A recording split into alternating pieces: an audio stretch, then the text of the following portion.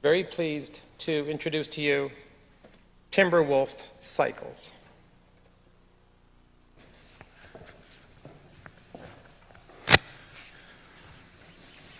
Good.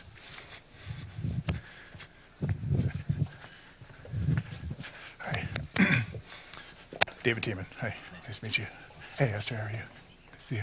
Hi, David Tiemann. Hi. Hi, David. Hi. You're here. Okay. Great. Perfect. So high-end bicycles are either custom sizable or lightweight, and rarely do you find both in the same frame. And what I've developed here is a fashionable wooden bicycle, which is both custom sizable and lightweight. I better get this thing. There we go. So I'm Dave. In 2013, I biked 6,000 kilometers across Europe, learning firsthand what's needed for long-distance cycling. And it turns out a bike frame needs to be stiff enough to resist the twisting when you apply force at the pedal, so that that force can be transmitted efficiently to the back wheel. But that same frame has to be flexible enough to soak up the vibration from rough roads and cobblestones. I'm a woodworker and an engineer, and I knew that there were some interesting properties of wood that could be used to possibly solve this dichotomy. And knowing that I had a great product idea and potentially a great business, I looked to learn more. And what I found out is that cycling is rapidly replacing golf in some ways as a key networking activity. Professional men, especially, are the dominant members of what's known as the halo bike segment. And they're my primary customers. These are people who spend more than $10,000 on a bicycle. And for these customers, the expected feature of their bicycle is the performance metrics, things like lightweight and this torsional stiffness, the resistance to twisting that I was talking about. But what really sells a bike to them is the uniqueness. It's the ability to stand out. And as such, custom sizability is really a winner, and the aesthetics are absolutely key. So what does this industry look like? So there aren't a whole lot of bikes sold numbers-wise in this industry, and yet it still makes up about 12% of the bicycle market in North America from a monetary standpoint. And when that breaks down into the local bike shop, on average, specialty bike shops end up selling about 16 of these bikes a year. And so what do they have to choose from? It's a market that's quite fragmented. It's actually dominated by its minority players. So the majority of the players are less than 2%. And if you look at, for example, the offering, the Halo bike offering that Trek has, Trek is the largest player in the market. They have a 22.5% share of that market, of the global bike market, that is. And so you look at their offering. They have a lightweight offering, over $10,000. There are some custom-sized options, same range. There's actually some wood options out there as well, and each of these people is trying to solve some of those requirements that these customers have, especially the features around vibration are starting to come up in mainstream bicycles. So looking at this from the bottom up, this is actually a fairly easy business to bootstrap. I have the skills myself to build the bicycles.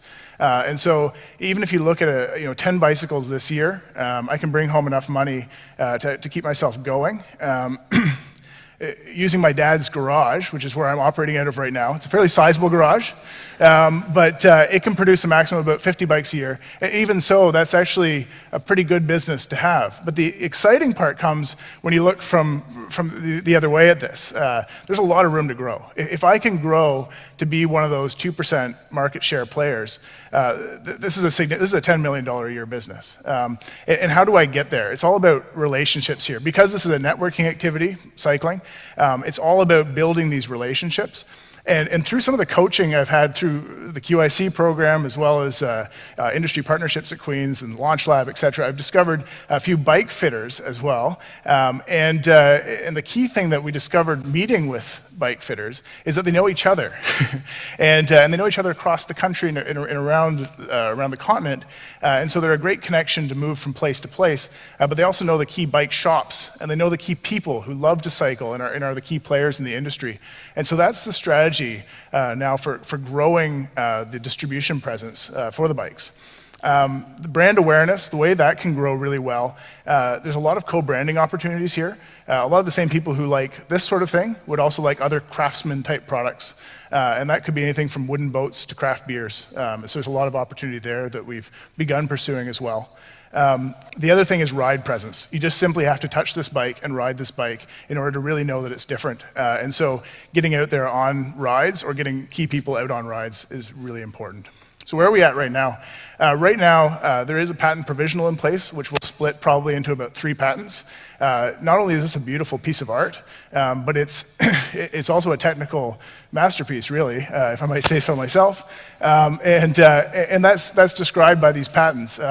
There's the ability to be torsionally stiff, which is that resistance to twisting while still being axially compliant.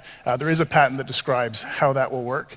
In addition to that, the custom sizing is quite unique in terms of both the tooling and the component choices, how to put them together.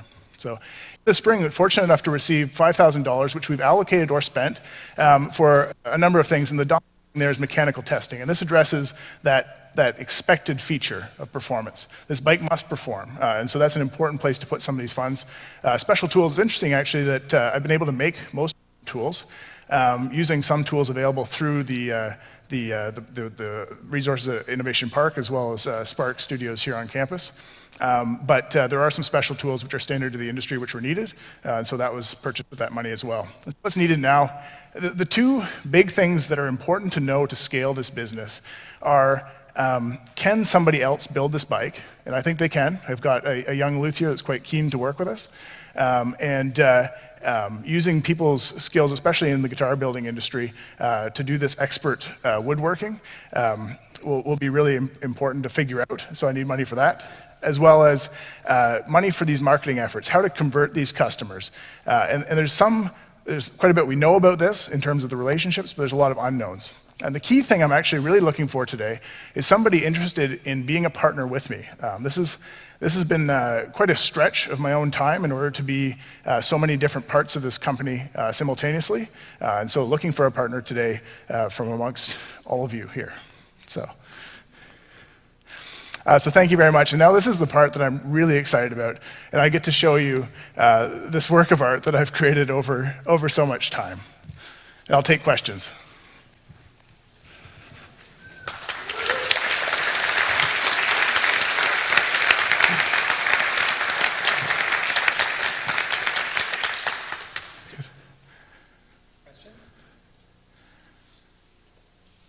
Would you like to touch it? You can.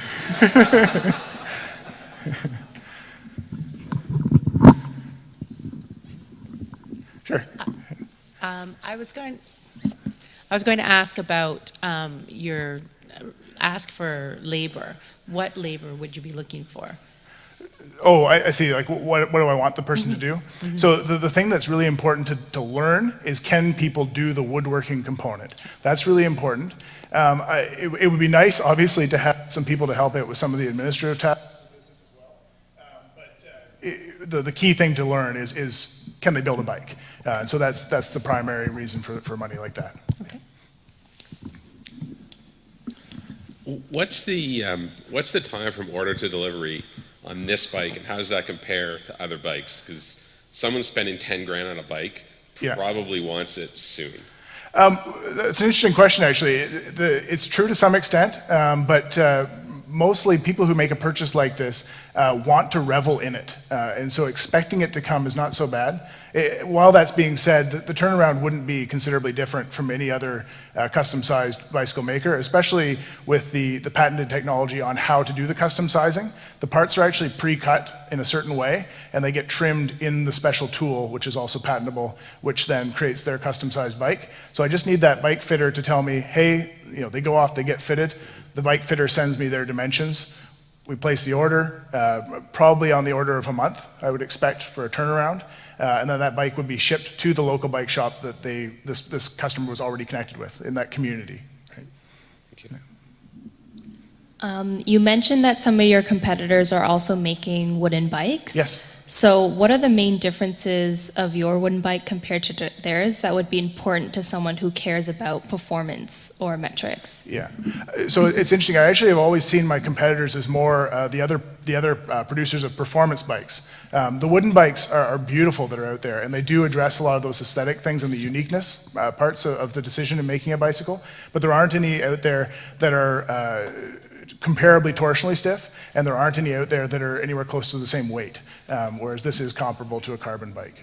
Is that what you're patenting? What's that? Is that what you're patenting? Yes, so the patent protects the ability to produce that torsionally stiff, lightweight frame. Yeah. What segment of the cycling market are you going after? The cross, road, mountain? How customizable is all a of great, that? great question. Endurance road cycling is the obvious winner here because people spend the most time in the saddle. And so the vibration damping pays off the most in this case. It's also a segment where people typically don't incorporate shock absorbing features into a frame because it adds weight. And in this case, it doesn't. So that's really where I'm going after.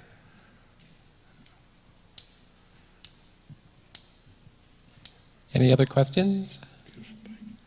You guys are good? Okay. Thank you very much, Dave. Good, good.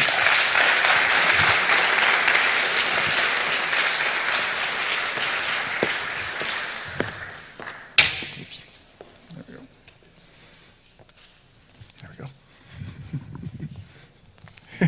we go.